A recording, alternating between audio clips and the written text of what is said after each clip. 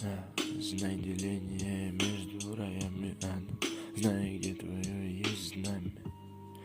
Думай, где ты не проиграл, а где давно уже в бездну попал. А мы снова на кураже, а мы снова взлетаем. И не нравится, не надо слушать, а то еще испорчу твои уши. Как разумелось, мы не проиграли, мы просто как можно выше поднимались. Но в один момент все сорвались и разом внизу оказались. А ты думай, прежде чем сказать, зачем ругать, зачем бить, когда можно просто объяснять.